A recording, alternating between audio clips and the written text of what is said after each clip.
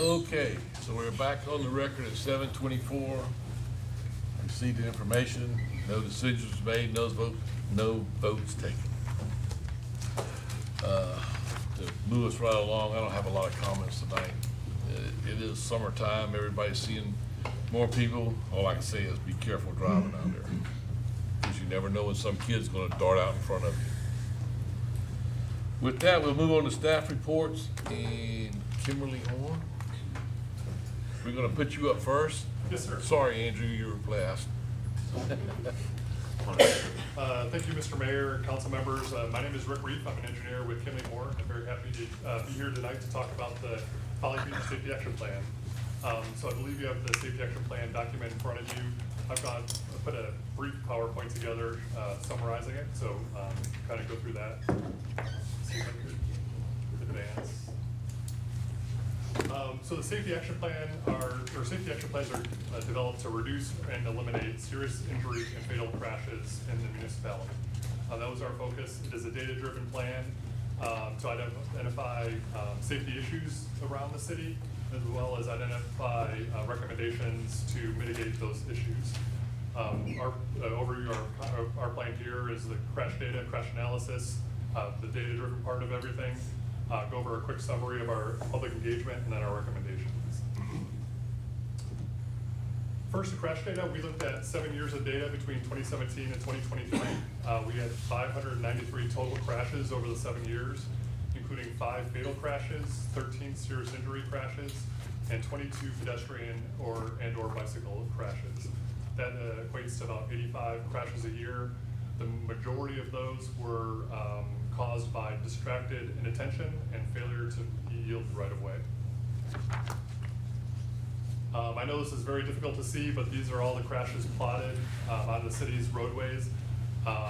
It's within your document as well. So the fatal crashes are the biggest dots in red, and you can just see the spread. A lot on Folly Road coming into onto the island, and then a lot of the intersections once you're on the island. I'll note that 3 of the 5 fatal crashes were pedestrian related. And this is another way to visualize the data, the manner of collision. So the majority of the collisions were rear end crashes. The majority of those are on Folly Road coming onto the island. But second, the angle crashes that typically happen at intersections. So those are the ones that we as engineers are most concerned about. Those have the most potential for injuries or worse during collisions. And you can see the majority of the angled crashes in the army green type color are kind of at the intersections within the island. I'll highlight the 22 pedestrian and bicycle crashes.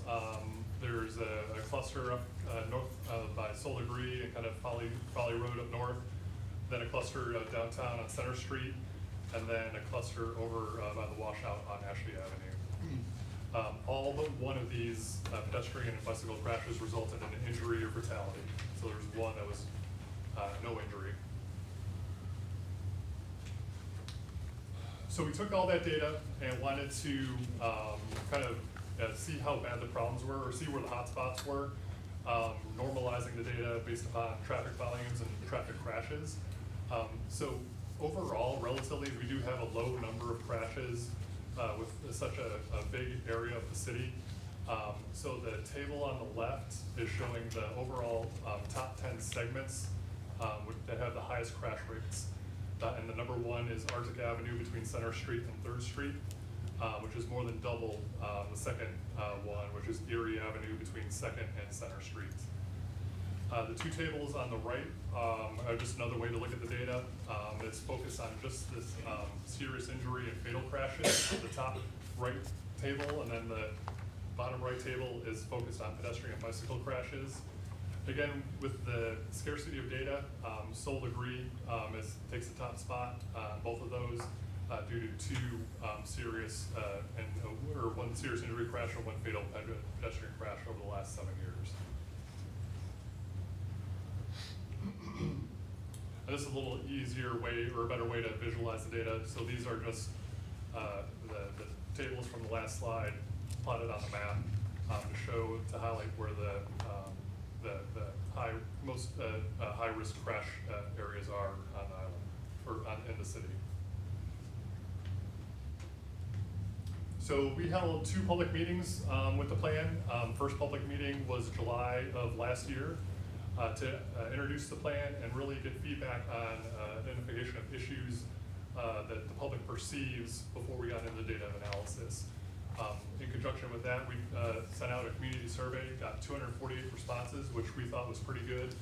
Again, to get the public's perception of safety in the city, as well as location of specific safety issues, and then their demographics. 74% of the respondents either lived and or worked in the city. We held a follow-up public meeting in October to present the recommendations, and also had a project website which had all the information from the public meetings for folks who could not attend the meetings. So want to jump into the recommendations. There's 2 categories of recommendations, location-specific spot recommendations, which I'll start with, and then area or citywide systemic recommendations. So the first 2 are the Arctic Avenue plan, which the city had already started prior to the safety action plan. We mentioned that Arctic Avenue was the #1 high crash segment in the city. And so this plan, or the city's Arctic Avenue project, will go a long way to addressing that. Arctic Avenue was also the 4th most noted from the public problem area in the city. And then another one is the road diet on Folly Road coming onto the island. This is a concept showing the Bowman's Island, Keys Island Road intersection. So this road diet will help calm traffic on Folly Road coming in, as well as help folks from Bowman's Island, Keys Island, have better access or egress coming, turning onto Folly Road.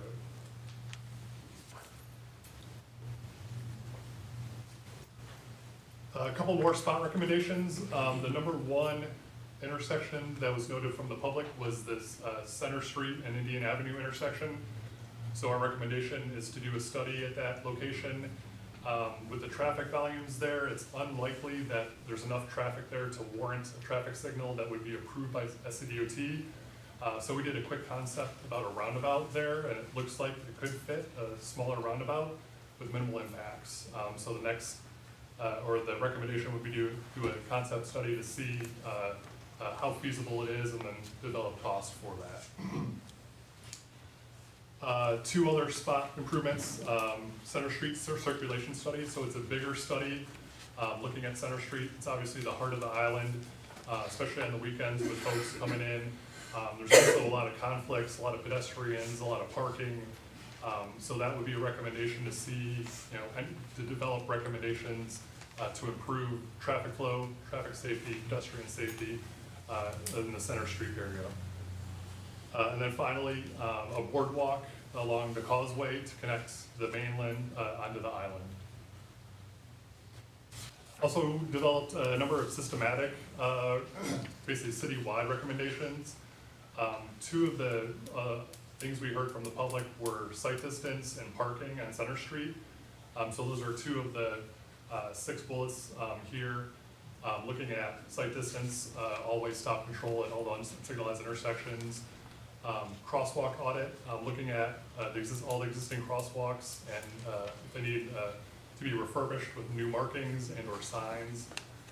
Parking audit along Center Street.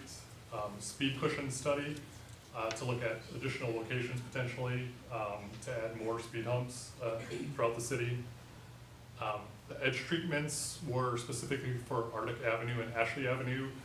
And we'll look at pavement markings, rumble strips, rumble stripes, which you can kind of basically add rumbles to your pavement markings to help keep people in their lanes for Arctic and Ashley. And then finally, the signalized intersection upgrades, other safety countermeasures, flashing yellow arrow signal heads, lighting, pavement marking, and ramp improvements for pedestrians. Several other systematic improvements included additional lighting, amber lighting for pedestrians as being turtle friendly in the city. An audit of golf carts to evaluate potential additional requirements to help keep their golf carts safer, additional enforcement, including awareness campaigns and speed feedback signs, and then finally an evaluation, additional evaluation, potentially creating a Target Zero website and partnering with the DOT and DPS on publicizing crash statistics and keeping them top of mind. So that's all I have, is really quick overview. We'd be happy to answer any questions that you may have. Anyone have a question? I have a quick question, Chip. What restrictions do you have on speed bumps and things like that? I understand when you have emergency vehicles that have to be able to run the length through the island, having any type of a speed bump or any type of a crossover slowdown thing is not looked at favorably by DOT? That's correct. It's DOT owns most of the roads on the island, and they have strict measures on when and where you can put speed humps. They have a traffic calming guidelines book that kind of dictates all of that. They're not as for speed humps as other measures. How about just the little speed bump things, you know, that are like when you're approaching an intersection, you get the little ripple. It's not a throw your car out of alignment, but you get that little notification that you need to slow down. Is that something that? That's something that SCDOT does not do at this time. Is that anything we can, Eric, I mean, that's nothing we can do individually at the city level? We'd have to ask. We'd have to ask them. If they don't do it, they'll say, you're not putting it on my road. Yeah, I'm not aware of that happening anywhere. I know they have them on I-26 heading out in construction zones now, but that's the only place that I'm familiar with them. So if you know the DOT's not gonna allow them, why would you recommend some of those things? Like you recommend we look at speed bumps and speed cushions, but if DOT's not gonna allow them, then why would it be a recommendation? Cause it's just a false promise. Or in certain locations they will. Your lower speed roadways, kind of when you're getting off of Center and Ashley and Arctic. So I guess then could you clarify that a little more and say where on the island would be able to even persuade DOT to do it? Because when we go against DOT, no is just the first answer you hear. And if you don't keep knocking on the door, you're not gonna get anywhere. So a little more guidance in that area would be kind of clutch. Right. Well, and that recommendation is to do that speed cushion study to determine where they would be appropriate. So that's why you do the study to determine exactly where you can even approach DOT about it. Have you done a feasibility by calculation on that traffic circle there at Indian as far as, is it even feasible to make it with the allotment of land we've got right there? So yeah, that's the concept that we have. It's tight, and we do have constraints on all four quadrants, but our roundabout guys, definitely thinks that it could work. So DOT's normal roundabouts are like 130 feet to 150 feet. I think this was at 180 feet inscribed diameter, so it's a little smaller than normal, but it can work. Noticed that you said that Sol agreed that intersection was pretty dangerous, or there's been a lot of accidents there. What would the impact of installing the Pease Island and Bowens Island change, which I think is good? Yeah. Because but it's gonna back traffic up past that. Do you have any vision of what that could impact the traffic further up the road? So the Sol Legris intersection would stay the same, and then the lane reduction would happen south of there. Right, but Yeah. do you know, but again, traffic would back up further. Correct, so yeah, it just. You think it would slow things down, or you think it would help or not? So it's gonna push the queue back a mile up Folly Road. Correct. So it's gonna slow traffic down Okay. for that mile. We're pushing if there's a problem, further up, but it's gonna calm traffic kind of on the Folly Road stretch south of Sol Legris. Thank you. Any other questions? So what would, They're not taking, excuse me, they're not taking questions. sorry, Sorry about that. You'll have to ask Skip later. He'll have all the answers. it just came to mind. If y'all don't know, that's my wife. Appreciate your input, honey, but not now. Skip, that's why I'd never let Charlotte come to these meetings. I'm just kidding. Noted. I think, so we appreciate it. We'll be seeing you, some more of you, or Okay. someone. I appreciate it, thank you. Yes, thank you. Thank you, Rick, very good. Okay, Andrew. It's like the Andrew Gilder show now. Oh, boy. All right, so I got three, I'm not sure what the order that y'all have. Sure. Going first? Okay. So one of the things that, the administration and I, and along with some of our staff have been talking about throughout the year is increasing our drone abilities, in a number of different areas. And one of the things we started talking about towards the end of the year, we had some room in in the fire department training account, and we started talking about what a good use for a drone might be in that situation, which is what I've attached, and y'all have a copy of. Basically, what we were thinking is, it's something that serves a lot of different purposes, and, you know, hot watch review, performance analysis, both of live and training evolutions, real-time observation and feedback in scenarios, additionally scenario planning and evaluation of interesting places or challenging places around the island. As a side thing, search and rescue, has obvious application, and then incident support and overwatch, and then just interagency coordination. It's paid for, it's not gonna cause a budget overage. I think because of the amount, I guess, or the specific use or the thought process behind it, we thought it'd be best to kind of share that with you guys, see if you had feedback, concerns, and kind of go answer any questions, obviously. How many people on each shift would be trained to fly? So, I believe we have, what, five people that were, in the stages of getting Part 107 trained, to operate the drone. I've also been through training a number of years ago, for public safety operation, so. So that means somebody at all times will be able to use it? Because, I mean, other than training, it doesn't do us a lot of good if it's sitting in the bay and nobody out here can use it. Yeah, that's correct. What kind of class do they have to go to? So there's a public safety specific, we've kind of partnered with a number of surrounding agencies, and I believe it's College Charleston, has agreed to send their trainer out here, so it's not gonna cost us anything, to kind of just, help us along the way and get trained the way we need to. I see when you were looking at them, there were three options. Does the class deal with ours specifically, the one that you Yeah. purchased? Yeah, we asked, Lieutenant Duncan, is not here tonight, but he is kind of a techie guy, I don't know, most of y'all probably know. And he's been doing a lot of research, speaking with other agencies, what they use, what would be applicable to what we currently have. And as you can tell, I think I threw a ton of different options we were looking at, what other agencies use, and the bang for the buck this was by far the best deal. Yeah, it has a lot of capability, to support every mission that I listed off earlier, so. We certainly could have used that several years ago with Gator Man, the guy who chased him with the water. It's true. I can think of a lot of practical. I'm sorry.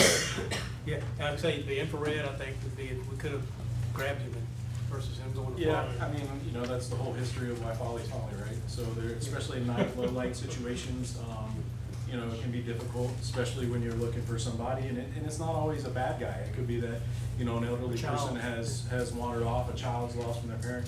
So it's very, very helpful, in the water as well. One of the things, and I'm sure y'all read the shift summaries, but especially with search and rescue, typically someone will call in, hey, I think that kite surfer or whoever's in distress, we're having to get guys out there, put guys in the water, guys and gals, launching them a lot of times in dangerous situations, because kite surfers love it when it's, a Windy. small craft advisory. And, this is a way that we can fly something out there, take a look, make sure they're good to go before we kind of put our people and equipment in danger, so. You think you can do it that fast? Oh, yeah. Because I see a lot of good purposes with the drone, but the reason why we haven't budgeted for it before, and we actually just talked about this in the incentives program, is scratching that incentive, because there's a lot of other things that are involved with it that we're gonna have to look at. It's like when we got the first marine boat for free. We got the first boat for free, and everyone's like, oh, it's free, it's free, it's free. It's like, nothing's free in this world, it's gonna cost us money. How much has that marine unit cost us since then? Build it up, putting the dock up and new boats and all that. So it's another form. I wish we had done about it a little before, so we could have done more research on our legislative end and just done some homework. It seems like we're getting the answers now. I just, you put a drone out there in a small craft advisory, and the drone's no more stable than one of our guys out there. You lose the drone, then we're buying more. And I don't see it working. I mean, that's a fast response time. If you think you can send that out there before we send people, are we going to have any lack in service for it?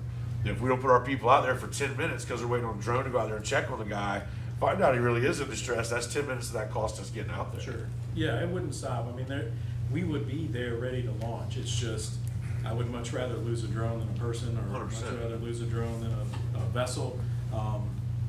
Yeah, so I mean, the preparations will be made to launch.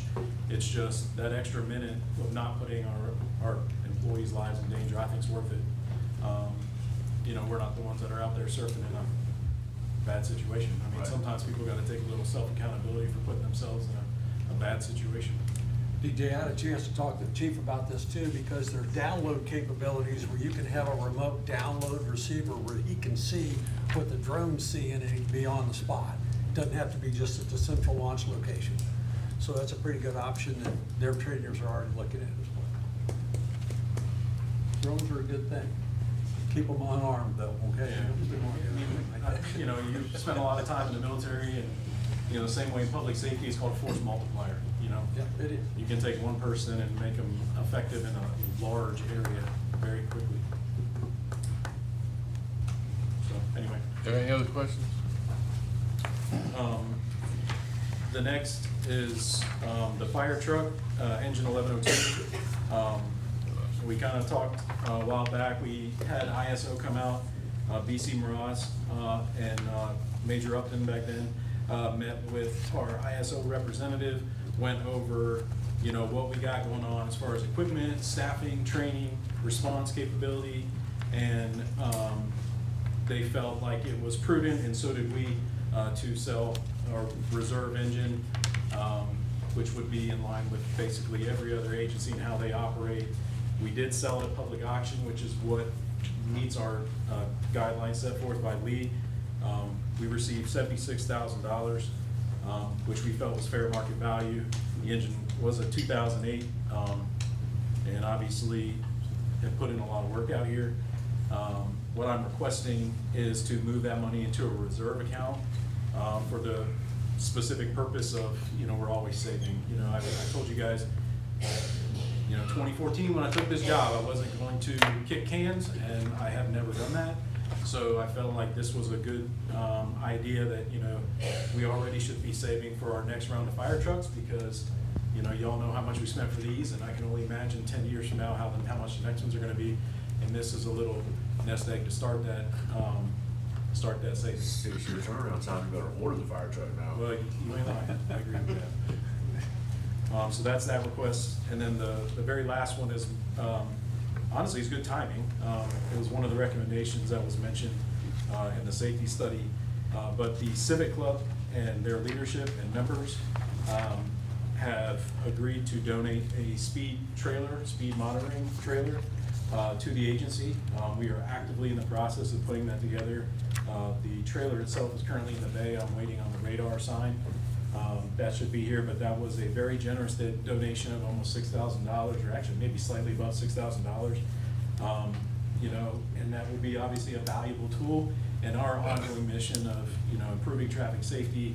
I know they mentioned enforcement being a thing, but y'all see the shift summaries, you all see the court dockets. We are absolutely holding folks accountable as it relates to that. It's like fishing though, you're not gonna ever catch all the fish. We just try to catch as many as we can. And we will continue to do that, and having these speed trailers that we can put out in response to complaints that are given, that they can, track those speeds and graph those speeds, gives us a good, data set in which we can effectively deploy our assets. And I think, I thought it was awesome that they did that. They didn't have to do that. They reached out with ideas, and I thought it was fantastic. So I just wanted to kind of give them a public shout. We will probably add something to the trailer as far as their, a thank you to them, just to give them a little publicity for their action, because we appreciate it. And other than that, hopefully have it up and running here in the next couple months, so you'll see it out and about in the city. So, I got it. So how, is there any DOT rules? I know they've been orders about some of these things before, like we can't put them on the signs. Yeah. So have anything with these trailers as far as how many we can have or how often we use them? Yeah, so, you know, Eric will probably tell you, years and years and years ago, I actually can't even remember how long, we were trying to put one of those speed monitoring signs right there at the boat landing to kind of remind folks coming into town, and like you mentioned earlier, we were told, no, no, no, no, no, never, never, never. And I think me and Eric kind of went to them and we're like, well, how do you feel about speed trailers? And they're like, well, is it movable? And we're like, yes. Now, I haven't moved that trailer in I don't know how many years. I'm sorry you said that. But, They'll be out here tomorrow. Hopefully they're not listening. But, I've moved it a couple feet here and there, you know, but anyway. And so it basically it's a kind of a way for us to effectively put those out. without So it's an having end to go through the around. process. Because the thing I'm asking about is also the Civic Club gave us that donation. Thank you, thank you, thank you. But it's only $6,000. As far as the city budget goes, if it was gonna be something that was that effective, I would have loved to have heard about that. I don't think anybody up here would have opposed to buying 5 of those in any city budget, if it helps with the amount of constituent complaints that we get about the speeding and the dangers with people walking and all that. I don't think anybody would have batted an eye and spent that money every year if we needed to. Yeah. I just, with things like that, I mean, I'm thankful they gave it to us, but that's for 12, 15, what was our budget this year, 20 million? So I'll tell you what, I give you an opportunity. Okay. If you really wanna do your research and do that, in July, you can make a motion to amend the budget. Okay. Any other questions? Yeah, I got another question. How come the Exchange Club haven't given us a speed limit? There you go. Just kidding. So, yeah, so, you know, that trailer is like most other trailers in South Carolina. They take the axles out, they don't ever move them, right? We have working brake lights, okay? Okay. So we're in the top 1%. All right, we'll move on down the line to approve the agenda. Have a motion to approve. So moved. Have a second. Second. Any questions or comments? Without objection. Approval of the minutes for May the 13th. So moved. Have a second. Any corrections or additions? Call the roll on this one. Mr. Brazil, Yes. Mr. Rich, Yes. Mr. Rooms, Yes. Mr. Fink, Yes. Dr. Houghton, Yes. Mayor Goodwin. Yep. Passes. Okay, have a motion to approve the minutes on the meeting of June 2nd. So moved. Have a second. Second. Any corrections or additions? Mr. Pope. Dr. Houghton, Yes. Mr. Fink, Yes. Mr. Rich, Yes. Mr. Brazil, Yes. Mr. Rooms. Yes. Mayor Goodwin. Yeah. Pass. Okay, moving right along, we're at, no personal appearances tonight, citizen comments. Yes. You have 1 minute. Mayor, please. I get it, so nobody else, I could take two of them. I will be brief. First of all, I want to thank this city council for your incredible support of pet helpers, both as a youth, entire body, and also individually. We've had our challenges. We've got over 300 animals in our system, plus another 10 that came in yesterday. Folly Beach has kept me a little busy lately. Got 4 little dogs in. That one just went back to Minnesota after 2.5 weeks, a 14-year-old boxer that cried his heart out every day that we held. But we've got a lot going on, as you've read in the paper, and we're all here for community. We've also been very proud to receive 5 grants for microchip stations. And as you may all know, we will have one at Folly Beach. We'll be putting it up, I think, at the community center. I'm not sure. You may know. But it will be, are you familiar with that, the microchip implant, the station? This is for the community. It's a microchip station where anybody with a found animal can go to that microchip station and check for a microchip, and it will give information on the dog or cat or whatever you might find. And that's 7 days a week, 24 hours a day. Can help our public safety as well if their microchip scanners aren't working with the clinic. So I wanted to share that with everybody, and a little happy birthday, Mayor Tim, because I'm right behind you, I think. Now that the whole world doesn't know that now. Yeah, I was gonna say, you don't want me to ask you how old you are. the whole world knows how old I am. I know, It's they all they over announced it, Facebook. right? Oh my God, I'm 80 years young on June 15th. I will tell all of you that Did, now. did you okay? fire the pet helper employee that put that out Oh there my first? God, they had it in the budget. Are you kidding me? They're raising money, and if they're raising money on that at $80 a donation or more, 800, it's as long as you use an 8, I'm a happy All right. camper. I said, I just have to keep makeup on all week to be sure I'm decent in public. So thank you. Thank very you. much. Any other citizen comments?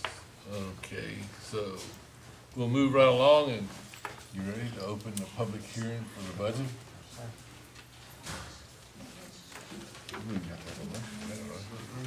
So at 7:54, we're opening the public hearing for the budget.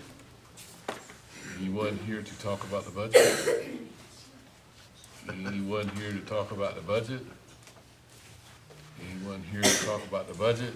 At 7:55, we close the public hearing. The TVPC budget, talk about budgets. We got somebody?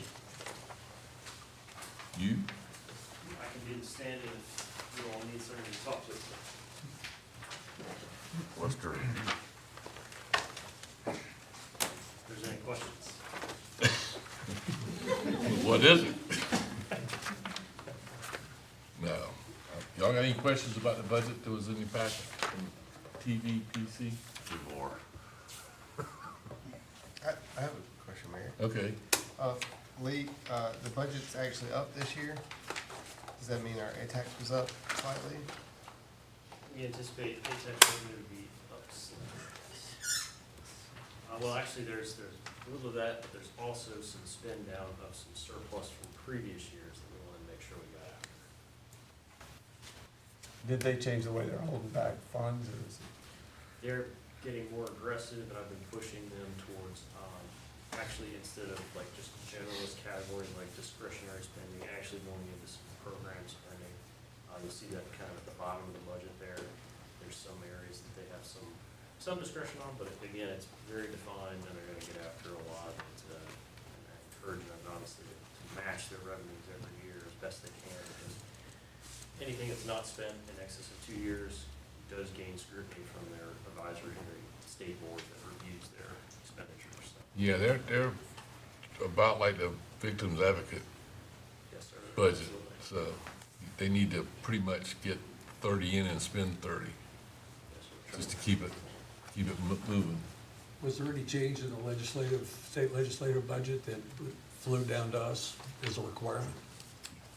No, sir. The latest thing was the affordable housing that they opened the window, but that's been almost a year plus now. That employee state aid tax regulation. But other than that, Okay, any other questions? Thank you, sir. So we move on to old business, ordinance 6-25, ordinance amending the Folly Beach Code of Ordinances, Chapter 72, parking regulations to amend the requirements for issuing a parking citation to allow the issuing of parking citations by code enforcement officers to withhold all revenue from parking citations from any parking contractor and to allow the delegation of non-discretionary functions related to parking enforcement and paid parking only. This is the second reading. Do I have a motion for approval? So moved. Do I have a second? Second. Any comments, questions? Mr. Poe? Mr. Grooms? Yes. Mr. Flink? Yes. Dr. Houghton? Yes. Mr. Brazil? Yeah. Mr. Rich? Yes. Mayor Goodwin? Yes. Passes. Ordinance 7-25, ordinance amending the Folly Beach Code of Ordinances to end approvals of protected residential parkings in the right-of-way, parking signs in the right-of-way, and grandfather protected parking approval prior to December the 31st, 2023, in compliance with requirements established by the South Carolina Department of Transportation. The second reading. Do I have a motion to approve? So moved. Do I have a second? Second. Any questions or comments? Okay, Mr. Pope. Mr. Rich? Yes. Mr. Brazil? Yeah. Dr. Houghton? Yes. Mr. Grooms? Yes. Mr. Flink? Yes. Mayor Goodwin? Yep. Passes. Okay, ordinance 8-25, ordinance to provide for the adoption of the fiscal year 2026 general fund budget containing estimates of proposed revenues and expenditures for the city of Folly Beach, South Carolina, beginning July the 1st, 2025, and ending June the 30th, 2026. This is the second reading. Do I have a motion for approval? So moved. Do I have a second? Any comments or questions? Mr. Pope? Dr. Houghton? Yes. Mr. Grooms? Yes. Mr. Bazell? Yes. Mr. Fink? Yes. Mr. Rich? Yes. Mayor Goodwin? Yes. Passes. Ordinance 9-25, ordinance establishing the water utility budget and appropriating the necessary funds for operating of the Folly Beach water utility for the fiscal year 2026, beginning July the 1st, 2025, and ending June the 30th, 2026. Do I have a motion, this is the second reading, do I have a motion for approval? So moved. Do I have a second? Second. Any comments or questions? Mr. Pope? Mr. Fink? Yes. Mr. Grooms? Yes. Mr. Rich? Yes. Mr. Bazell? Yes. Dr. Houghton? Yes. Mayor Goodwin? Yes. Passes. Ordinance 10-25, ordinance establishing the sewer utility budget and appropriating the necessary funds for the operation of the Folly Beach sewer utility for fiscal year 2026, beginning July the 1st, 2025, and ending June the 30th, 2026. The second reading, do I have a motion for approval? So moved. Second. Any questions or comments? Mr. Fink? Yes. Mr. Bazell? Yes. Mr. Rich? Yes. Dr. Houghton? Yes. Mr. Grooms? Yes. Mayor Goodwin? Yes. Passes. I would like to take this moment to thank staff and city council for ending my last torturous budget. Thank you. New business, resolution 17-25, resolution by Folly Beach City Council adopting the Folly Beach Transportation and Traffic Safety Action Plan. Do I have a motion for approval? So moved. Do I have a second? Second. Any questions or comments? Mr. Pope? Mr. Grooms? Yes. Mr. Rich? Yes. Dr. Houghton? Yes. Mr. Bazell? Yes. Mr. Fink? Yes. Mayor Goodwin? Yep. Passes. Resolution 18-25, resolution Folly Beach City Council approving the amendment in the amount of $10,725 to the contract between the City of Folly Beach and AMT to expand the scope of work for Arctic Avenue Plan to include preparation of a grant application through the Safe Streets for All program. Do I have a motion for approval? So moved. Do I have a second? Second. Any questions or comments? Mr. Pope? Dr. Houghton? Yes. Mr. Rich? Yes. Mr. Bazell? Yes. Mr. Fink? Yes. Mr. Grooms? Yes. Mayor Goodwin? Yep. Passes.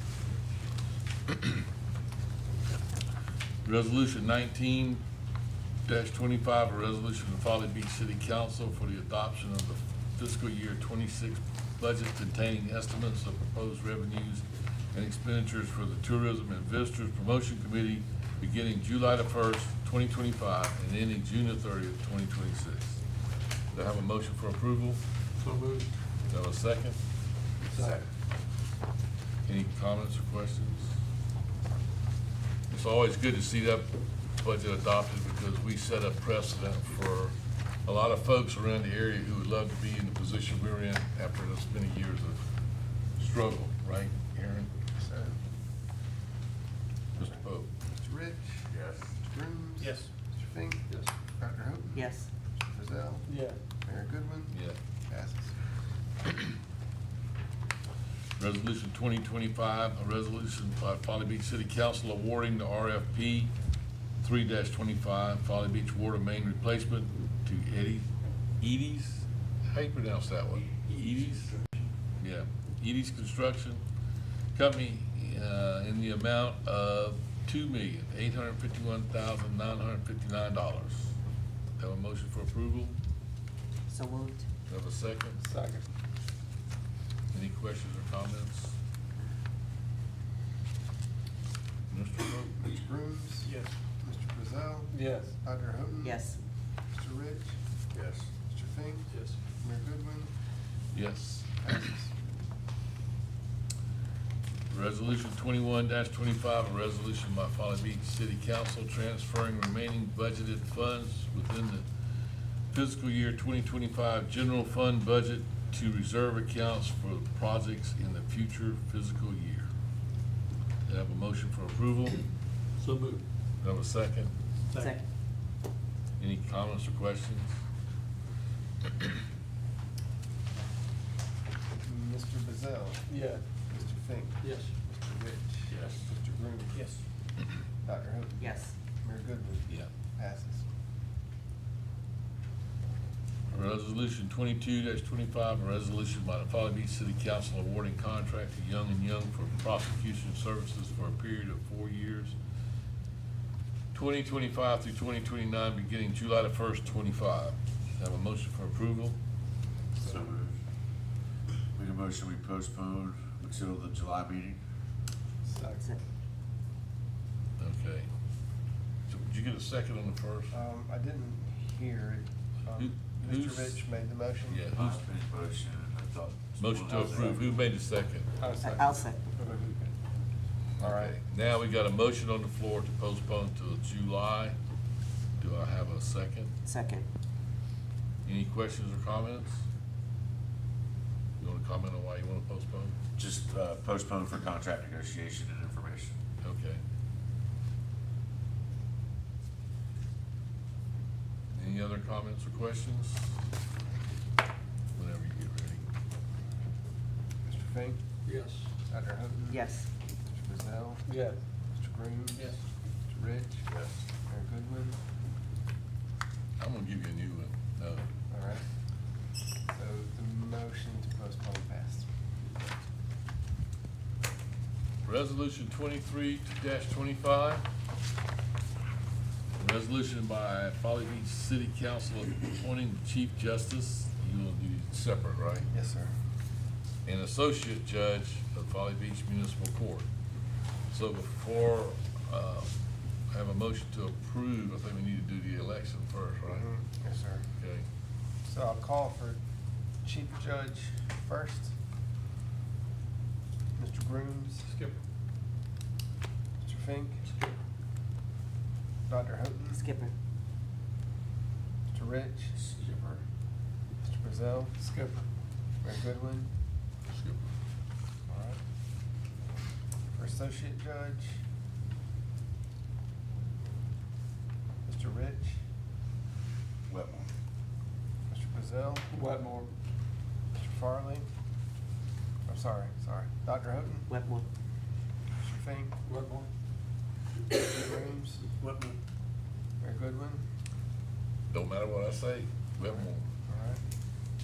So that would be, the resolution would be to appoint Judge Skipper as Chief Judge and Burns Wetmore as Associate Judge. Okay. So now do I have a motion to approve? So moved. Do I have a second? Second.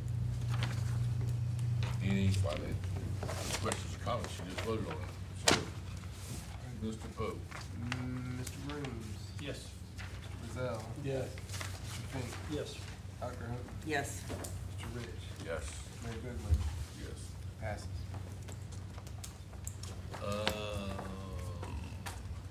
You wanna start? I'll start it. Okay. Seems tradition. Remind everybody about Folly Family Fun Night 2.0.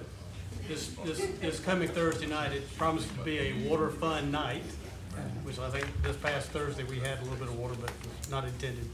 But I wanted to thank the city for putting this together, and really a few of the clubs getting together to help cook, as the Civic Club, the Folly Anglers, and the Exchange Club. We're gonna have hamburgers and hot dogs, starts at 5 to 7, I believe, is that correct? Yes. This Thursday. I'd like to thank the staff for your flexibility in working through the budget changes. We know a lot of things went on to that when it went into it with the changes in funding that were given down in grants, et cetera. Thank you for your flexibility with that. Heather, as always, thank you for your calendar events. Y'all look at the Sandspur if you haven't, and there's a nice mark your calendar type thing going on down there. Would recommend you do that. Remind everybody that July 4th is coming. Please remain safe for that. We will have activities here at the beach. And also, I would like to thank the mayor for the opportunity to continue to work senior transportation issues. Working closely with Wes Graham and the local agencies, and I think we're making some real potential progress for options. And last but not least, thank you, Mr. Mayor, for the opportunity to sit on the selection committee and recommendations for the judges in our municipal court. Learned a ton, and what you all don't know, you don't know, because there are so many things that go on behind the scenes with an increased docket, a lot more throughput required, huge progress being made in DUIs and traffic safety on the island. And really, it was a learning experience, and thank you for that, Mr. Mayor. Other than that, stay safe, and see you Folly Fun Night. Well, June is one of my favorite months for some of the things that are celebrated, and I know, here we go, I was just waiting. But you And didn't bring in a whole sheet. not a whole sheet, no, it's gonna be off the cuff here. But I'm hearing there are some special birthdays, special birthdays. So, shout out to the special birthdays. Also, Flag Day, June 14th, Father's Day, June 15th, Juneteenth, June 19th, and the whole month is Pride Month. So those of you that celebrate and recognize those holidays, I say, have a ball. Thank you. Bill's not here tonight, so I get to do the blood drive announcement. It's June 18th. So sign up's on, you can find it on Facebook, but it's June 18th, 9 to 2. It's a great community event. I'm also very excited to see the safety action plan get put in place. I think that sets us up for a lot of potential improvements here on the island. So everybody be safe this summer. Everybody have a good night. Great. I mean, y'all hit the nail on the head, obviously. Nail on the head, nail on the head. Who's winning so far? Motion to How adjourn. long do I have to? So moved. I didn't ask for it. I'll find out who's winning. I wanna be. Huh? Big 0-1? Okay, I have a motion to adjourn. So moved.